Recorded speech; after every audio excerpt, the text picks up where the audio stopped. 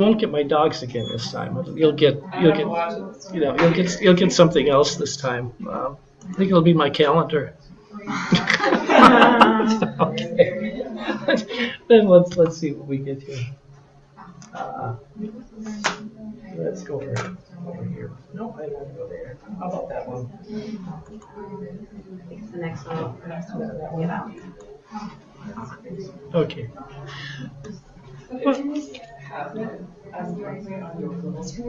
Presentation, does it not push it over here? So, okay. Okay. Well, I guess this whole collection of slides is what I used to present at a meeting in Columbia, workshop in Columbia. It gets a little carried away, so I'm just going to go a little bit further, make a few points on it, then we're going to dump it and go on to something else. Because like I say, it's really more detailed than I think is useful to you. I did want to say a little bit more about cyclodextrins and then comment a little bit on silica. And then, like I say, I'll go on to thermal processing for creating meat flavors. How's that? And that's rather useful topic these days with plant-based products. How do you create meat flavors for them? So I don't know exactly where I stopped in this one, whether you saw this or not. So the last slide was 50. Was what? 50, which is even in hot products. Oh. Yeah, that was the last one. That one, okay. And my point here was that cyclodextrins are really interesting materials. And like everything else in life, if somebody's selling something, it's the best thing ever, and it does everything you can imagine, everything you'd ever want. And but everything has a catch someplace. Everything has a weakness. And so when we pick a cyclodextrin and we decide that we're going to put a flavor inside of it, oh man, it's really preserved well. It can sit out the bench forever. It doesn't evaporate. It doesn't oxidize. That cyclodextrin really protects the flavor. But then you put it in a product, and it can be cold product or even a hot product, and guess what? The flavor isn't necessarily released. The idea is if you put it in water, the cyclodextrin gives up the flavor. That's not true. I made this by putting the cyclodextrin in water, put my flavor in, and the flavor went in the cyclodextrin. Now, because I put it in water again, it isn't going to leave because, you're defying the laws of nature. These cyclodextrins are very non-polar inside. And if you have a somewhat non-polar flavor compound, it's going to stay in that cyclodextrin. And so my point really is that even at 45 degrees, what you'll find is that we don't get 100% release, we get something less than 100% release. And even by sensory, if you do a comparison by sensory, you do it from analytical, there's just a problem having flavor compounds released. And just for fun, what we did is we put cyclodextrins into various hot products. Like you go down to the grocery store and buy herbal tea. Oh, okay, that's nice, orange and spice. And so if you put the tea into pure water, it's going to give you something that across here to 100%. But when you put cyclodextrins in, some things are, well, maybe around 100%, maybe they weren't gone too much. But, oh gosh, this compound here was absorbed by the cyclodextrin. It wasn't 100%, it wasn't given up. This is the flavor given up.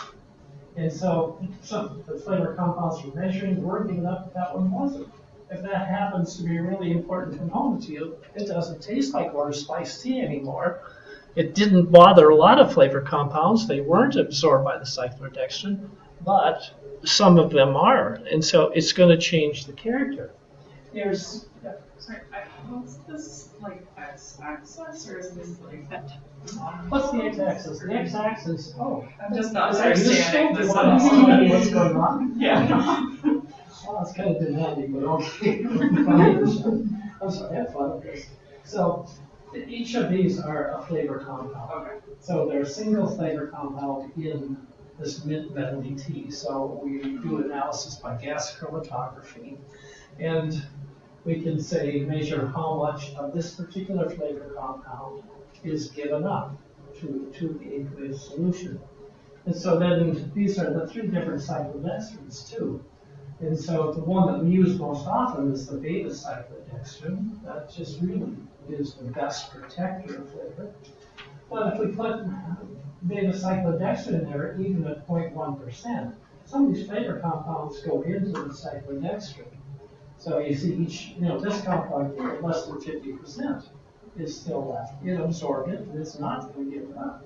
So if we want it to taste properly, this is going to be 100% all the way across. If I start subtracting 50% of some of my flavor compound, it isn't going to taste right. And so, well, I think that probably the next slide is something like, I like lemon. And so, wow, it didn't mess with too many of the flavor compounds from lemon. Okay, so yeah. If that happens to be citral, guess what? That's not lemon.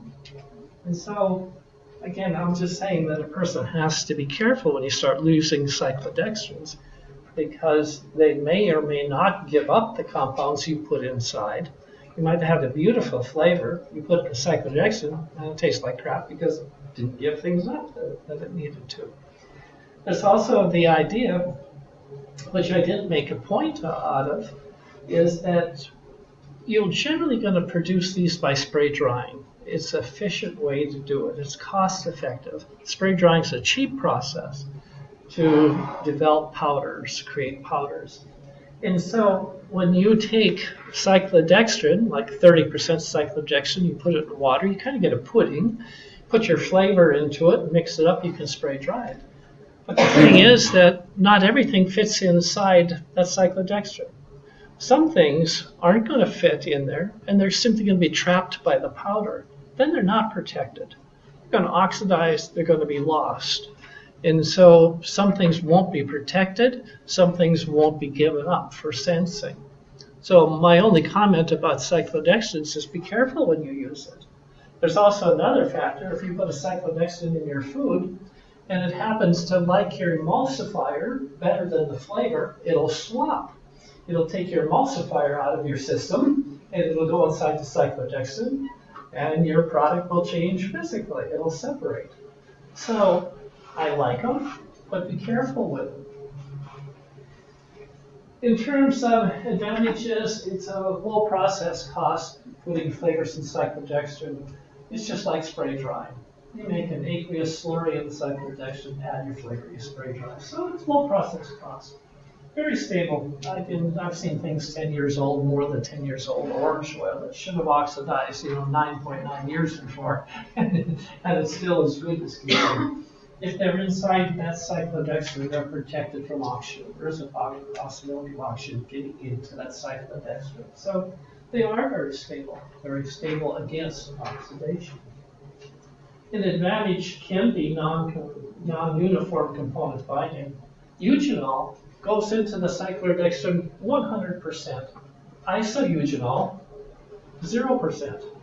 So if you have a flavor and isoeugenol was important to you, it isn't going to be included in your flavor, in your powder. It's not going to get in the cyclodextrin.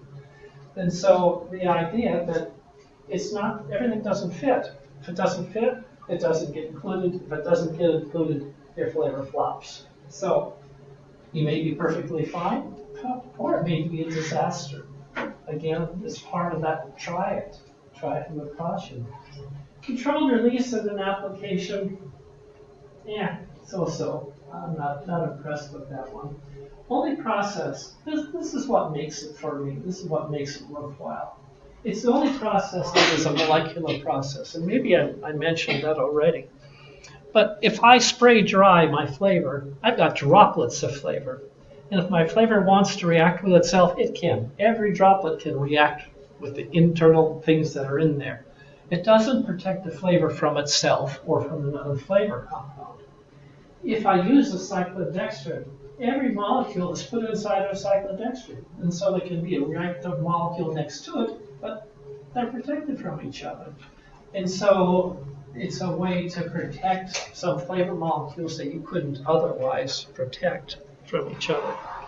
An example is furfural-mercaptan. Furfural-mercaptan is the roast and ground chemical responsible for roast and ground coffee. Okay, it's going to dimerize. It's a thiol. It's going to form dimers. Unless you put it in cyclodextrin, then it'll stay as a monomer until you put it in hot water, and then oof, it's given up. You said you didn't really agree with controlled release, but like, what would be the release mechanism for cyclodextrin? Just like diffusion, or just breaking The water, that's the best you can do. Or maybe put it in whiskey or something. Alcohol's a little better extractor than water is. But no, there isn't any. So they hold up over shear. It would hold up over shear. Yeah. It because it's on a molecular basis. If you do spray drying, you have a powder structure that physically traps it. You break that powder particle, and you're going to have your flavor released.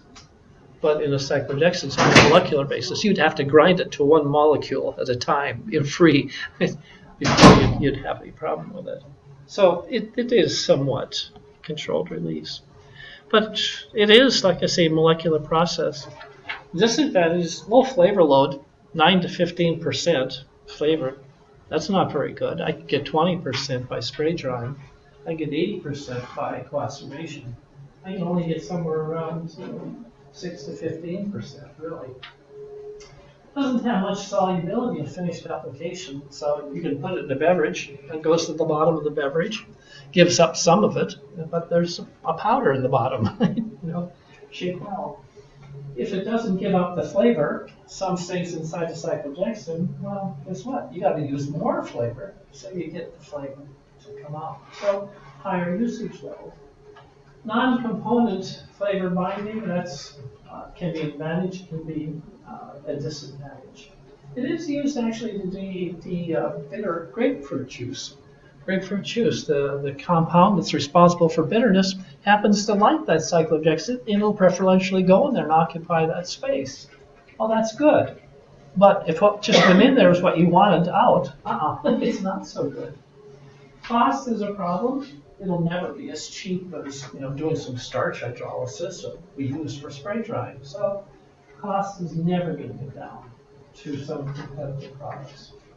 Basically, I am really concerned that material, once put in a food, it may swap something else. It may take something else it likes better, and that component you might have wanted to be available, like an emulsifier or an antioxidant. And so it can mess up your system, your food system. The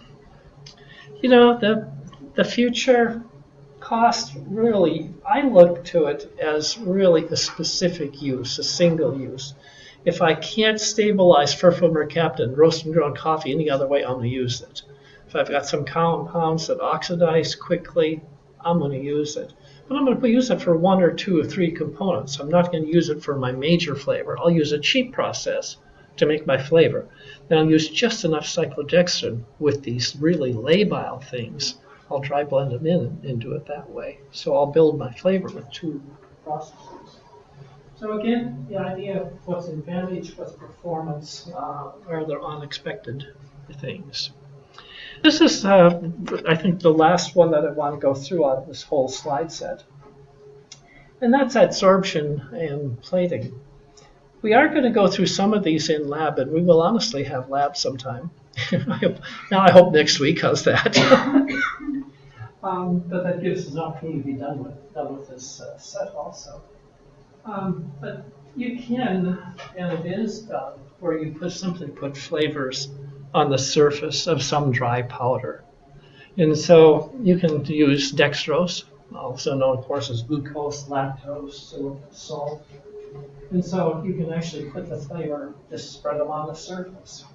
It doesn't give any protection, but it's a way of distributing flavor. If you're making a confectionery product and you're putting vanilla in, how do you disperse vanilla in a large volume, dry mix situation? Well, it's kind of hard to distribute a small amount of flavor in a bunch of product. If I take that vanillin or vanilla and I spread it on dextrose first, so I can get a surface coating all of the dextrose, and then I put that into the product, I've distributed my flavor. So putting it on the surface like that can help you in dry mixes to distribute the flavor. The only one that really gives us any protection is silica. And, the advantage of this process, it is a cheap process. It's not giving us any protection, not giving us much control and release. It's not giving us much. But it is good for dispersing in the product, and it is cheap. And if you wanted something that has an impact, immediate impact, maybe you want some spice. So when the consumer adds water to it, that's free. It's loose. It's going to come out. It's just on the surface.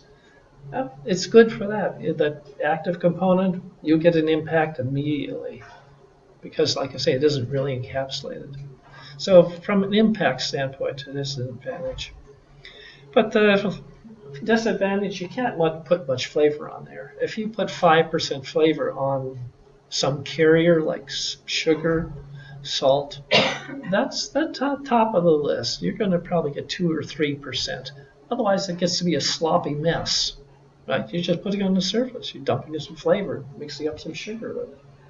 And so you really can't put much flavor in most cases. If you use silica as mouth drying, you decide, oh, that's really a good way to put a flavor or a seasoning on the outside of a Pringle or some other kind of a snack. Well, that's a really good way to distribute the flavor on the snack. But silica, of course, is a wonderful absorber of water. What do you get? You take this and you get a real mouth-drying feel because the silica just absorbs the water. It generally won't give you any protection. It's going to evaporate. So, okay, we're not doing well in terms of encapsulation. And of course, silica is not water soluble. So if you decide to put the flavor on silica, it's going to just be insoluble. Your flavor will come off, but you'll have the silica floating around the bottom of your container. So, not attractive.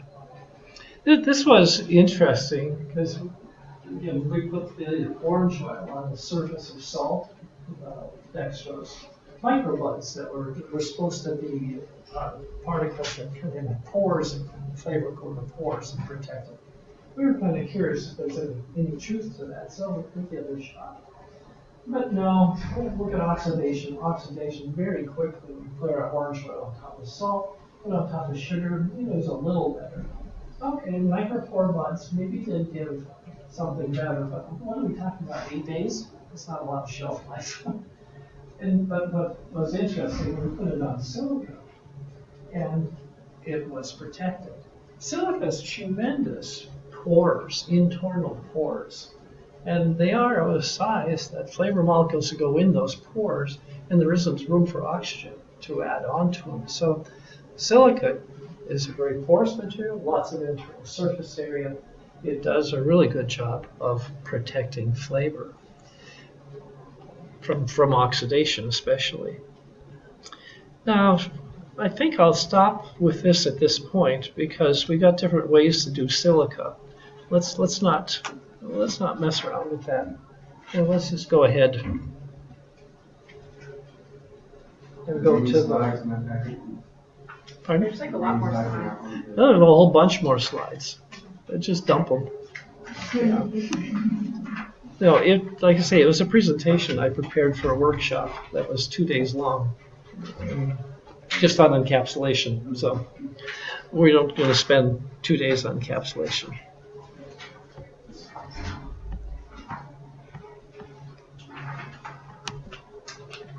What I'm going to do is the thermal.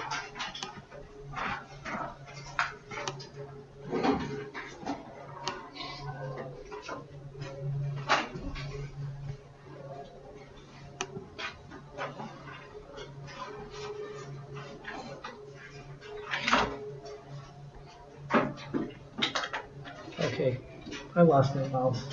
Do you guys see my mouse? There it is.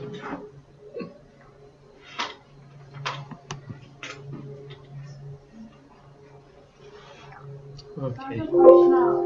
What's that? I have a question on cyclodextrins. Mm-hmm. So, would it be possible to put them into a chemical to remove a compound you didn't know? Sure.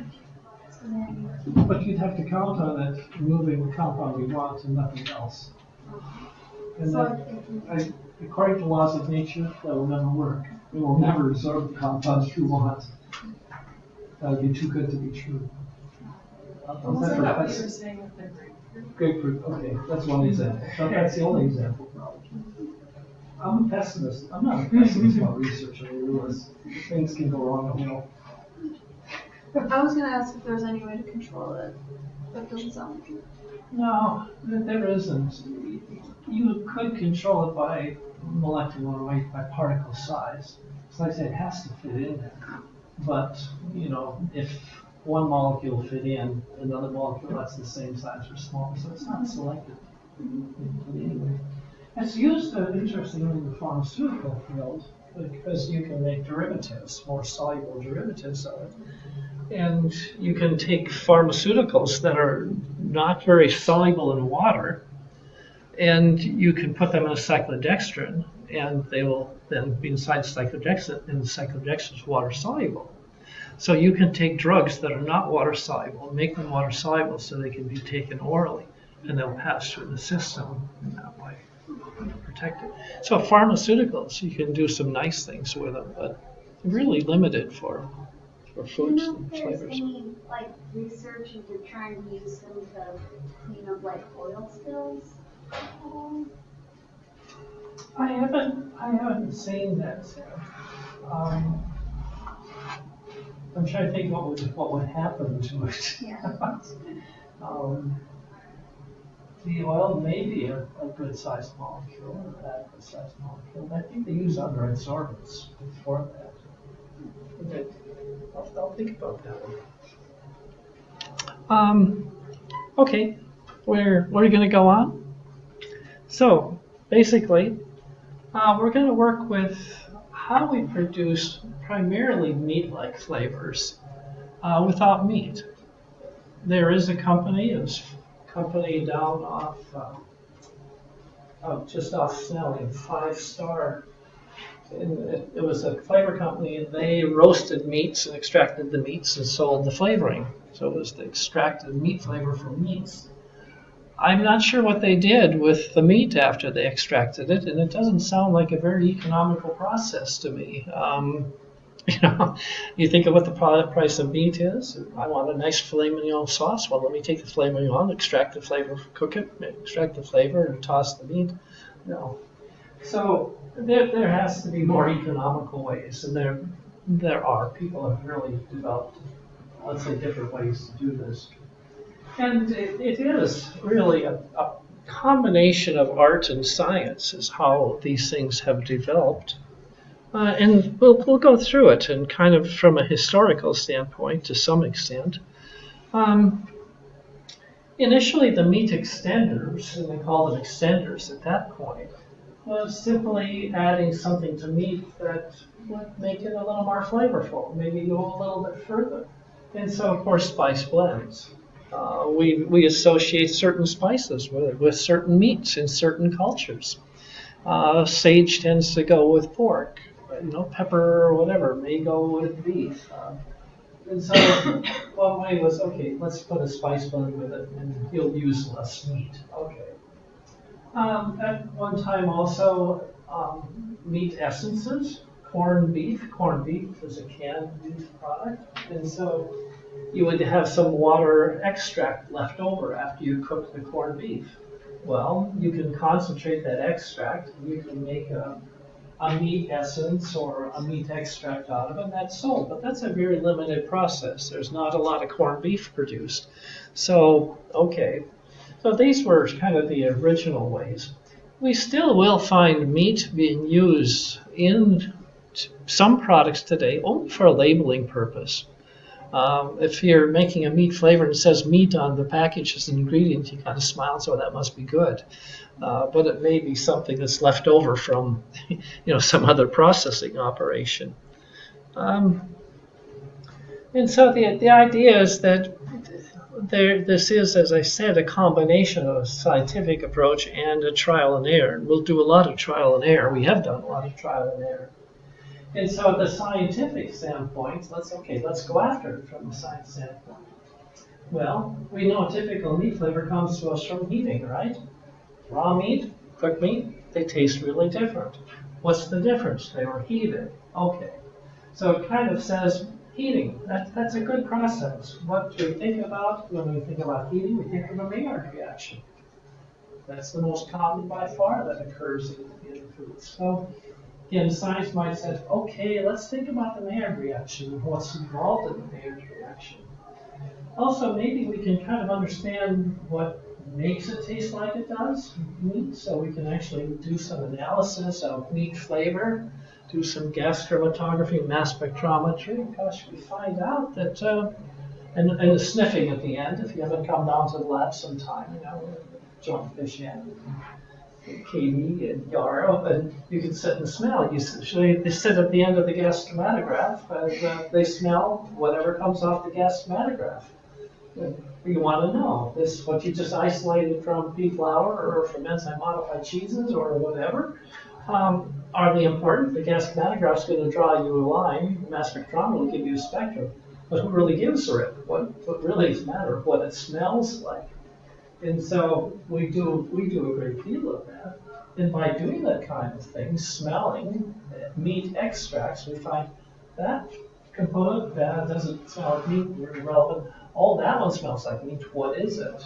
So we start getting an idea of pathways. How did that form in the meat? How can we form this?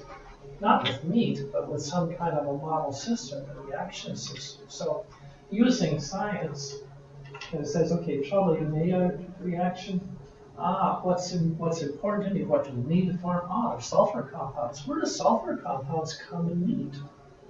That could be a rhetorical question. It could be a real question, but you'd probably say the sulfur amino acids, right? So cysteine, cysteine, methionine, for example. And so starting to get a little bit of thought what we might put together, how we might treat that, starts getting us into the scientific approach. Study the chemical environment of these reactions. So we start saying, let's put these things together. But what pH do we do? What water activity? What's the salt content? Whatever. Time and temperature. How should we be heating this? So we want to put together some reaction mixture, and we want to have the conditions to turn that into a meat flavor. So science gets into this. If we go back to a little bit more of history, we thought that all this wonderful equipment, this gas chromatography, mass spectrometry, we can identify all the components of meat and we can reproduce it then. Well, that didn't work. It didn't work at all because there's somewhere around 1,000 aroma compounds in a nice piece of roasted meat. Oh, okay. And so that's a bit of a problem. It's extremely complex. And we're not going to be able to buy these things. We're probably not going to be able to eat them legally. And certainly if someone comes and says, I want a clean label, you're not going to get a clean label. So the idea of simply identifying what gives meat its flavor and think you're going to reproduce it based on, your analytical work isn't going to work at all. And so it was kind of naive, but it went on for a while. What people started doing more so though was saying, okay, we do know now that it is sulfur compounds we need to form. We know the types of amino acids that bring us sulfur. Let's start heating some of these things and see what happens. So we know we need an amino acid from the Maillard reaction, and we know we need a carbohydrate to reduce some sugar, right? Reducing sugar and amines, basically. If you look at meat, analyze meat, you find there's a good deal of ribose 6-phosphate, and guess what? That's gone after you cook it. Oh, that could be a precursor, right? Oh, some amino acids are gone. They could be precursors. They were consumed in flavor here. And so, again, you start working along these lines, trial and error, working with sugars, working with amino acid combinations. And so basically what we've learned over time, you'll see an example is coming up, that really sulfur is important, and the sulfur must come from amino acids. And we've learned by heating ribose or glucose or fructose or sucrose, take your pick, that sugar isn't so important. Reducing sugars are reducing sugars. Those amino acids are what you have to have the right balance of to create a flavor. a meat flavor. Well, what is our system? Is our system wet? Is it a dry system? Water activity is important. If you think back to the Maillard reaction, what you learned in food chemistry, you know there's a strong relationship between the Maillard reaction and the water activity of the system. So what do we work with? Well, if you think about meat, what's the water activity of meat? Close to 1, virtually 1, right? Okay. So we're going to be working in about the same area because water activity is going to change the Maillard reaction. And what happens?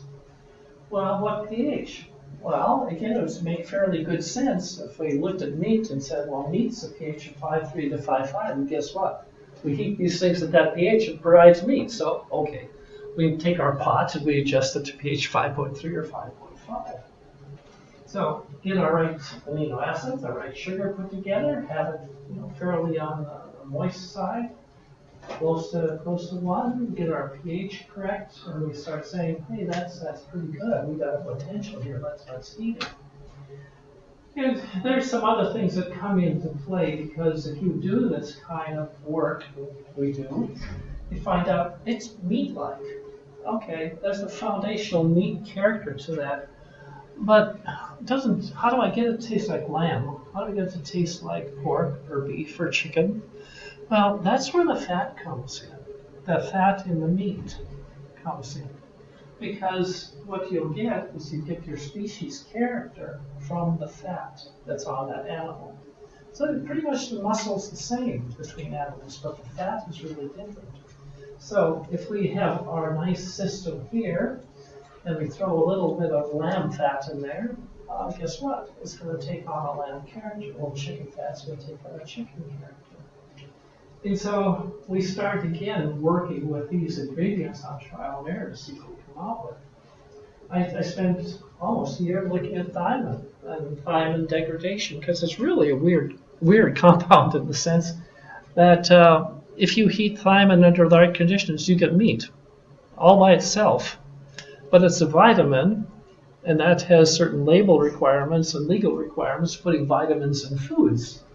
And so nobody wants to do it that way, but a little bit of thiamine in there, and it again reinforces the meat character. So again, a lot of effort went into, a lot of trial and error went into composition. What should you have in the pot? What's the environment inside that pot? How is it temperature, time, and heating, and so on. And kind of the same time was going on, people were working in Japan trying to look at traditional cooking and found, okay, monosodium glutamate comes from a seaweed, 5' nucleotides come from a dried fish. And boy, these notes are just strong, savory notes. And they were so effective that a lot of these products, meat-like flavor, I call them meat-like flavorings, or synthetic meat flavors, you call them whatever you want. Gosh, a little bit of this is really helps it a great deal. But the problem is that they were so effective that the industry used a good deal of it, and now people think that's meat flavor, those components. And so you come along and you take it out, and I guess it comes up on another slide or so. You take it out, you take out the monosodium glutamate, and you take out the 5' nucleotides, and people say it's not meat. Well, yes, it is meat. We've just gotten so accustomed to having so much MSG in there that we've identified it that way. So how do we get to our monosodium glutamate? It's primarily by fermentation process. We can produce tons, literally tons of monosodium glutamate by fermentation processes. Get the right bugs that convert to make monosodium glutamate. The same for the 5' nucleotides. They're produced by fermentation. So we can get pure MSG that way. We get 5' nucleotides the same way. That's good. But of course, another alternative is looking at protein hydrolysates. So we've got hydrolyzed vegetable protein, hydrolyzed plant protein, whatever you want to call it. It's the same thing.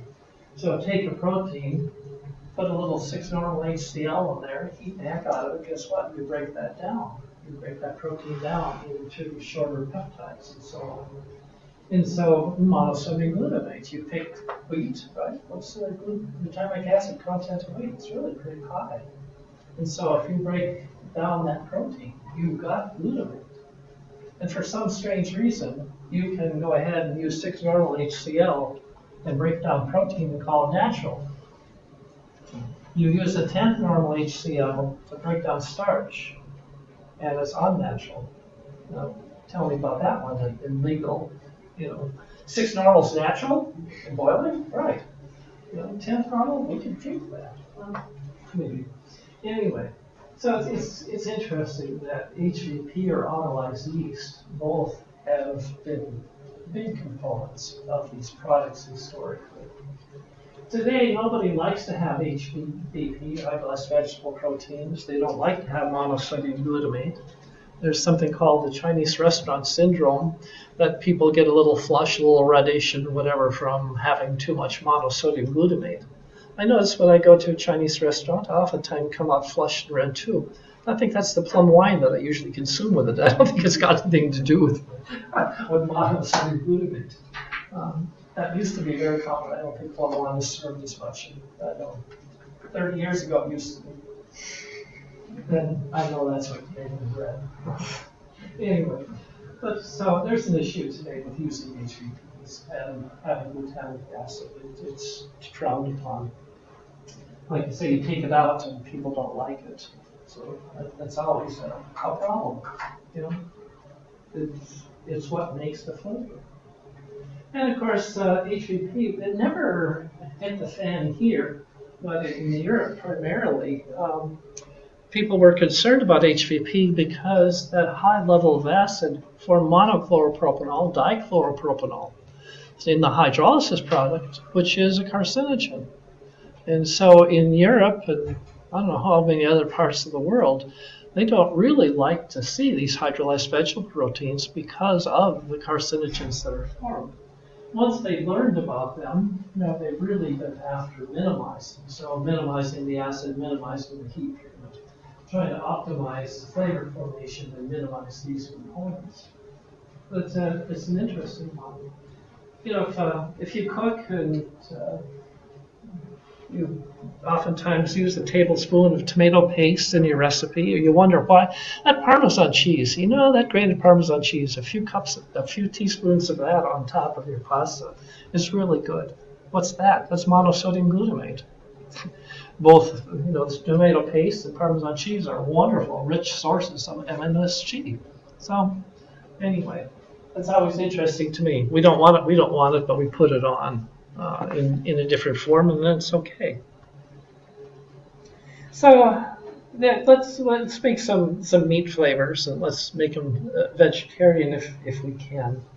You go through the patent literature. The patent literature started somewhere around 1960, and for maybe 15 years we saw a lot of patents. We don't see much today.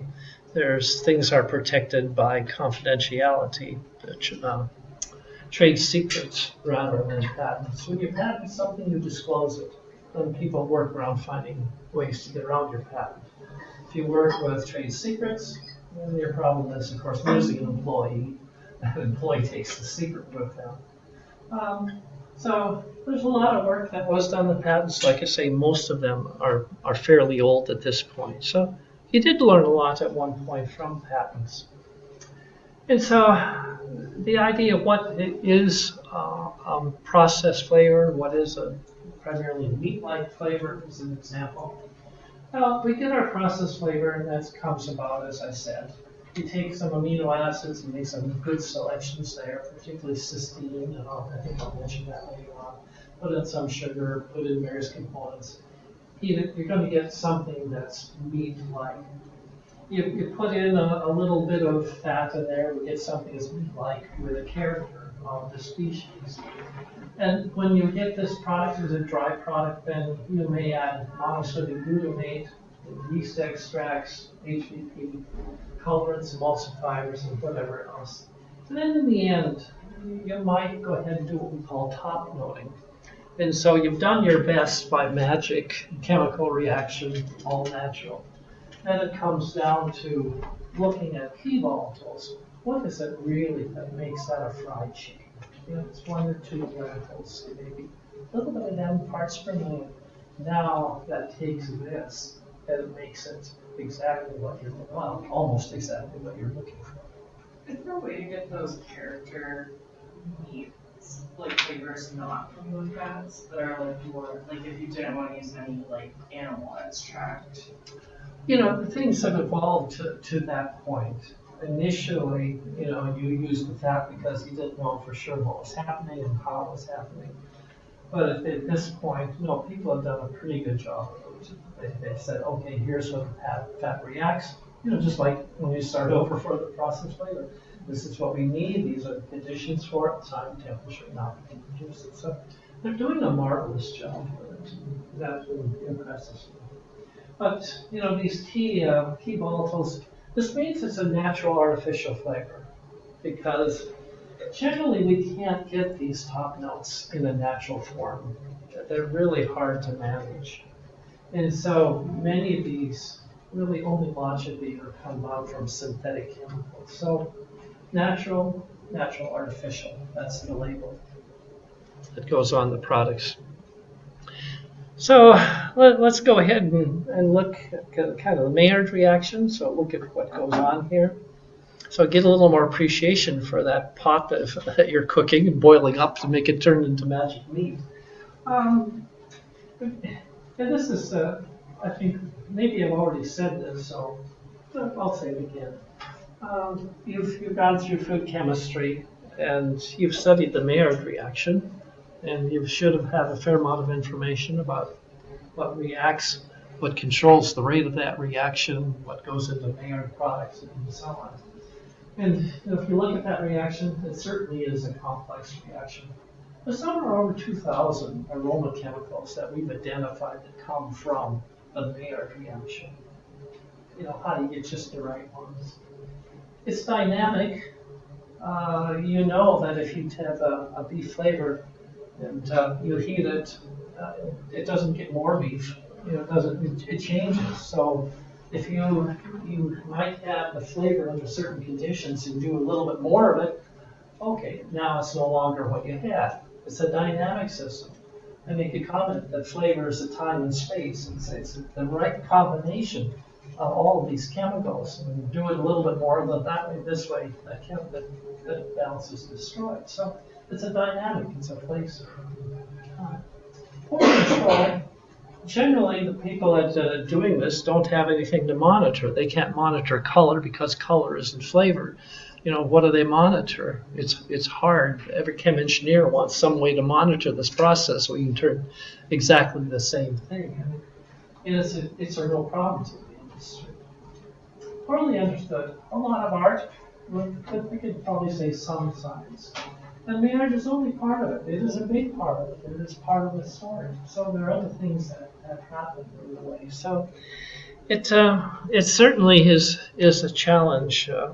90 years of experience looking at it, and guess what? You know, they still don't have a great handle on it.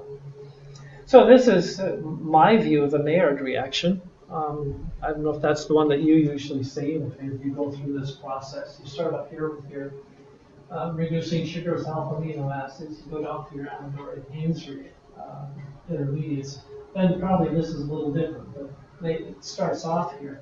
But I'm interested in what chemicals get formed, so I'm only interested in the flavor portion of this. I don't care about Maillard, melanoidins, sweetness, whatever else. And so I start looking and say, we come down this pathway, what do we get? Oh, here we get this one, we react with amines, or hydrogen sulfide, pheromones, pyrroles, and thioanes. We get some retroaldol reactions, so we get these types of compounds that are ingredients. Over here we get aldehydes, methionine, for example. Here's some of our heterocyclics, and our heterocyclics are the most important compounds to meat flavor. And so I'm really interested in these three groups of compounds. What do we do to get these compounds to get the right balance of those compounds? And so the idea, again, looking back at kind of the classical idea, if you're looking at nutrition, and that's how most of our information on the Maillard reaction is. It's looking at available lysine, the loss of nutrition. That's where most of the papers come from. And that's what you see in most chemistry books. If you see plots of the Maillard reaction, what influences it, they're looking at color, they're not looking at flavor. And so, the idea of amino acid and sugar type influences color. Sure, some amino acids are really reactive and they brown very quickly. Pentoses, again, these are generalizations. The smaller the sugar, the more reactive they are. As you get to bigger and bigger sugars, hexoses, get into disaccharides, trisaccharides, starch hydrolysis. You get slower and slower and slower. Amino acids, glycine is very reactive. That's wonderful, except it doesn't give you any flavor you want. You're much more interested in some of these other amino acids. So, when you study these kinds of things, that's the information you get, is what's that blend, how is it influenced in terms of color or loss of nutrition. From a flavor standpoint, that amino acid composition is absolutely critical to you. You don't go for things that have the fastest reaction. You go for those that have sulfur or nitrogen. And most of them nitrogen, but lysine is a good one. Amino acid influence the reaction and the sensory properties. The amino acids determine that. You've got to have that right blend of amino acids in the pot. Sugar influences the rate of reaction, but that isn't so important to us. We can heat it longer, heat a higher temperature. So sugar isn't so important. What the sugar is, the amino acid is absolutely key. And if you think about it, the amino acids that bring in sulfur are great for coffee, meat flavor. Methionine, that's a breakdown of methionine to methional. That's a wonderful potato. One of the first projects I had was from a local company that makes instant potatoes. And they've been buying this flavor for years from their supplier. I said, Gary, would you take a look at that? We're paying really good money for this potato flavor that goes in our potato flakes. I said, sure, there's one chemical, only one flavor compound that they were buying, and that was methional. So a single chemical. That is potato, absolutely potato. And so, interesting. So you want some methionine, cysteine, cystine, methionine. Bring in nitrogen for pyrazine. So if you're interested in doing a chocolate flavor instead of a meat flavor, then you're going to have to bring in some nitrogen side chains on it. And so the amino acids, like I say, are all important to you. Let's take a look at, this is a paper I like. Oftentimes when people come over and they want to do some consulting with them, they want some change something into some other flavor or create some flavor. I like this particular article. When was it? How do you like that? I don't have it. It's an old paper. It's probably 25 years old at this point. But what they did, the authors did, is they simply heated different amino acids and sugar together under different conditions. And then they characterized it. What's it smell like? If I take this amino acid with the sugar, I heat it 100 degrees, what's the flavor, the aroma? I heat it 150 degrees, what's the flavor, what's the aroma? And kind of went through all these combinations. And they categorized the flavor, that smell, after heating, into these categories. And so all these amino acid sugar reactions fit into 14 different sensory properties. And this is an example of the table. If I heat arginine with glucose at 100 degrees centigrade, I get a certain flavor. Now, I don't know which flavor this was, but anyway, one of the tables would say for this aroma character, what combinations of amino acids with sugar at what temperature will give me the aroma I want. It's a starting point. If somebody's going to start and create a flavor, they at least know if I have this amino acid and the sugar and I heat it right, it's going to go the direction I want. And so I don't remember how many tables, but I have at least 14 tables and saying what amino acids heated give you what flavors. And that's like say starting point. This again goes back to what you learned in food chemistry. This nice reaction list of all the chemical reactions, microorganisms and stuff. And you might say, okay, here's a non-enzymatic brown from the air browning. It's really slow under dry conditions. It gets faster and then drops off. If we look at flavor, it isn't that way at all. So if you think you're going to get some guidance from that, you don't. This is probably fits the bill better than most other ones. This is heating a different solution of non-fat dry milk, heating non-fat dry milk, and looking at the formation of 2-methylpyrazine, so a nutty character. I heat it in water activity 0.32. You get small level formation of this nutty note. 0.58 it increases, 0.78 increases, 0.84 it starts dropping off again. So it does get that home, actually, just like for the Maillard reaction. But if I start looking at thiazoles, and I start looking, well, here's very dry systems. So I get a lot of thiazoles under dry systems. I go up in moisture content, they all decrease. Oh, so pyrazines behave this way, thiazoles behave differently. So I'm getting different flavors. And so you have to be rather careful. Classical understanding of Maillard reaction, the higher the pH, more color, or more nutritional loss. If you'd like to see the Maillard reaction pH 8, 9, 10, that goes like crazy. So do flavors develop more quickly at pH 8, 9, or 10? No, they don't. The flavor changes as we change pH. So we can't change the pH to make our flavor form faster because now it's a different flavor. It's changed in the process. And this is just an example. So this is the amount of different flavor compounds. 3-hydroxy-2-pentanone. So the amount that's formed at pH 2.4, 4.7, or 7.0. Look at different flavor compounds. There's a different relationship in what's formed at different pHs. So again, different pH gives you different flavor compounds. Different water activity gives you different flavor compounds. Different temperatures give you different flavor compounds. And so the idea of temperature, sure, the higher the temperature, the faster it browns. It turns brown. Is that true? Not really. And so you find higher temperatures change the character of the flavor, but they don't really change more flavor. There's an optimum someplace in heating, and heating more doesn't give you more flavor, it gives you different flavor. So you're really aiming for some point of some blend of a lot of chemicals to come out just the way you want. And there really haven't been many studies on kinetics studies until the late 1980s. And what you find that's really frustrating is that you can't put 21 amino acids in a pot and try to get some kinetics out of it. You'd like to work with one amino acid sugar and try to understand kinetics, another one. But they interplay, and so the breakdown of one influences the breakdown of the other. And so you may work with a model system of 1, 2 components, put a third one in, and it makes no sense at all.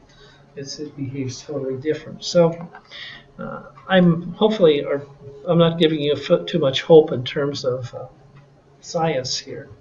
But anyway, this is the one that I particularly like, and this goes back to kinetics.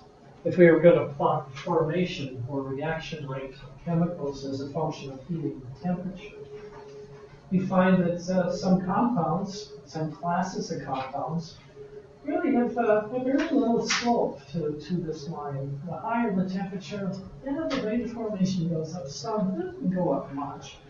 And that would be something like furfural. Furfural, that's stale, that's ugly.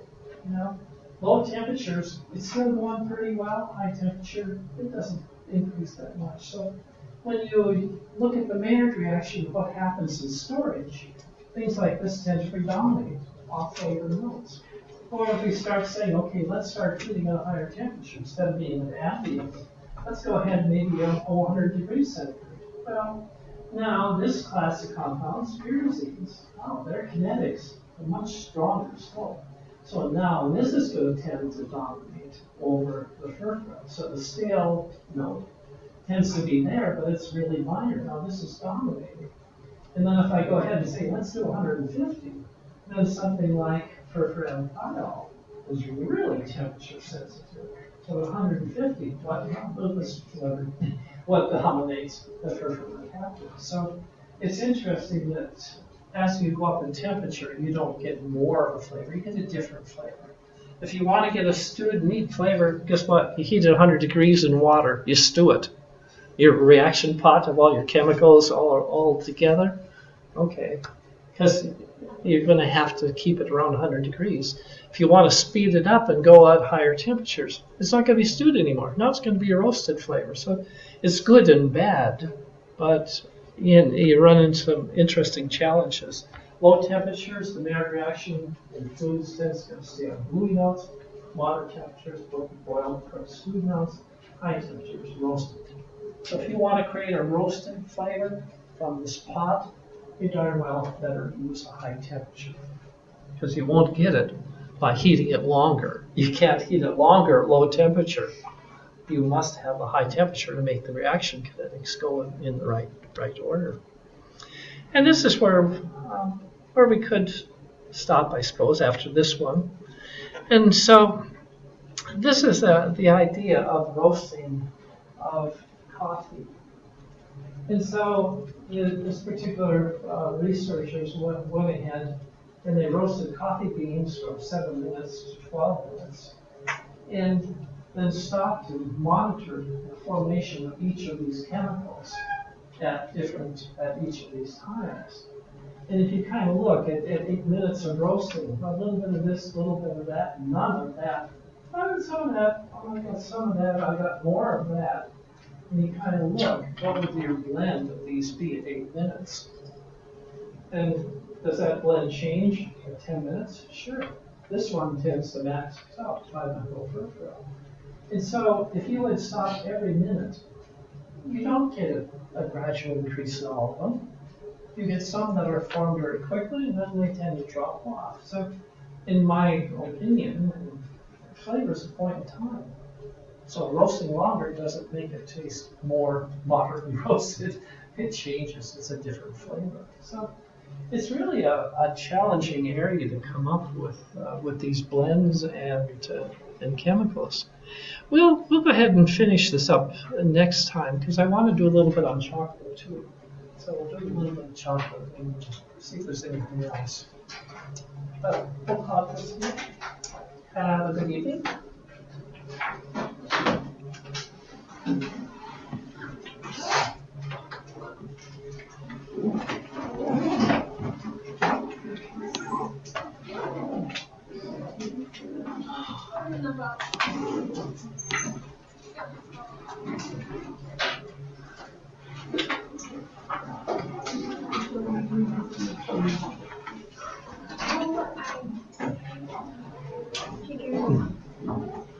Will you be posting any more readings for the rest of the semester? Will you be posting any more of the like textbook things or anything? Those were just.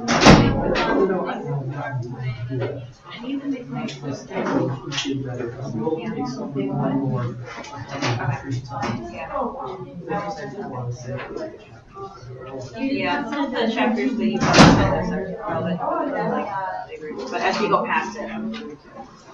Okay. Probably do that in front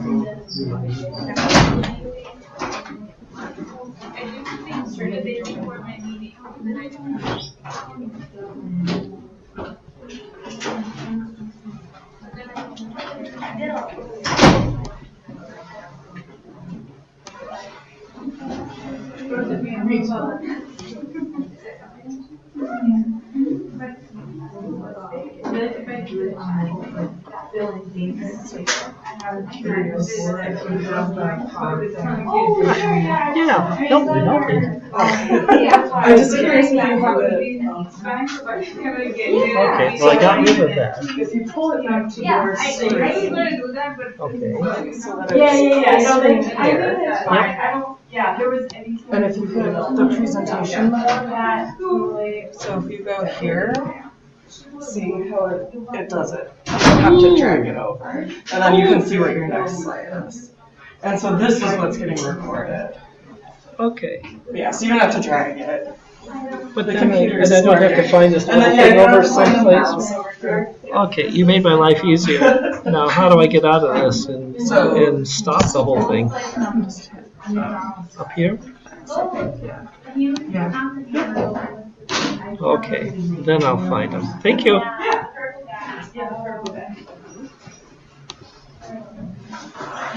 The purple can help.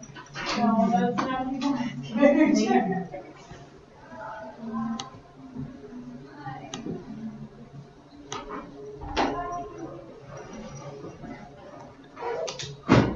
Bet I don't get this figured out until the end of the semester. Okay, let's go for it.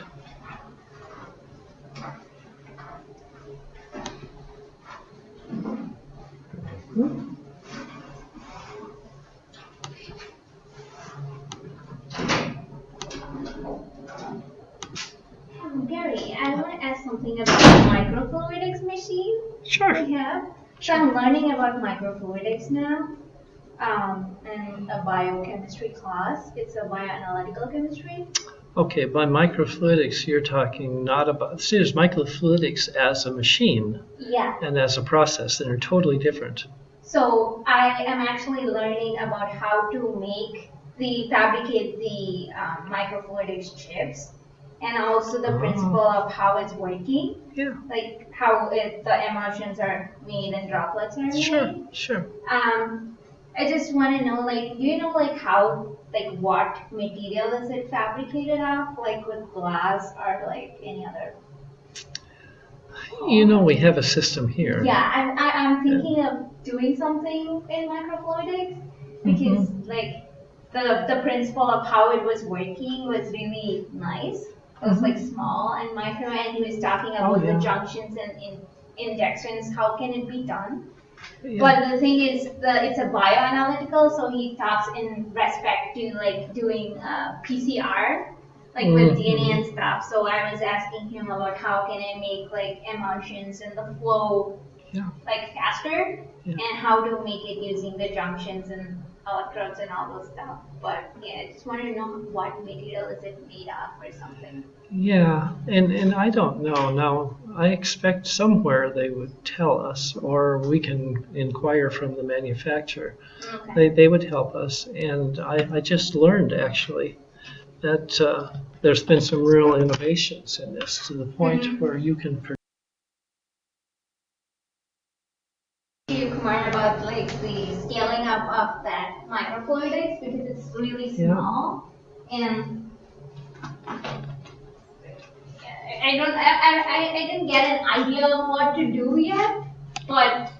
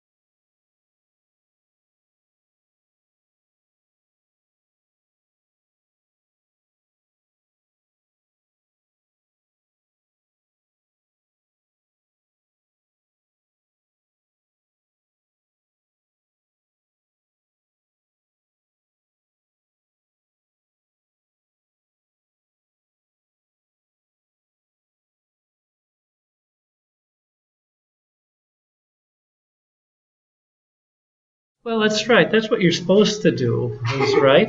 Make it some sentence. But it was like, they asked me to change, and like immediately I got to sign in to something, and I was like, okay, I forgot the password.